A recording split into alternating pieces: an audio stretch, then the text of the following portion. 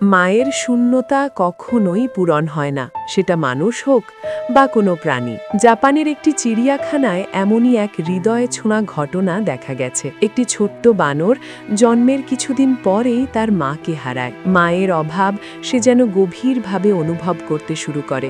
ধীরে ধীরে খাওয়া বন্ধ করে দেয়, চুপচাপ হয়ে যায়, যেন চারপাশের সব কিছু থেকে নিজেকে গুটিয়ে নেয়। তার এই একাকিত্ব দেখে চিড়িয়াখানার পরিচর্যাকারীরা খুব চিন্তিত হয়ে পড়েন। অবশেষে তারা তাকে একটি নরম খেলনা এনে দেন। সেই খেলনাটি ধীরে ধীরে তার কাছে মায়ের বিকল্প হয়ে ওঠে। ছোট্ট বানরটি খেলনাটিকে বুকে জড়িয়ে রাখে, পাশে নিয়ে ঘুমায়, এক মুহূর্তের জন্যও দূরে সরায় না। যেন সেই নরম স্পর্শের মধ্যেই সে খুঁজে পায় হারিয়ে যাওয়া মায়ের স্নেহ, উষ্ণতা আর নিরাপত্তা। পরিচর্যাকারীরা জানান, মায়ের মৃত্যুর পর বড় হওয়ার সঙ্গে সঙ্গে তাকে অন্য বানরদের সঙ্গে রাখা হয়েছিল, কিন্তু সেখানেও সে সহজে মানিয়ে নিতে পারেনি। ভয়, দূরত্ব আর মানসিক অস্বস্তির কারণে দলের সঙ্গে তার সম্পর্ক গড়ে ওঠেনি। তখন এই নরম খেলনাটি হয়ে ওঠে তার একমাত্র আশ্রয়, তার নিজের ছোট্ট পৃথিবী। সম্প্রতি এই দৃশ্য সোশ্যাল মিডিয়ায় ছড়িয়ে পড়লে অনেক মানুষের হৃদয়ে ছুঁয়ে যায়।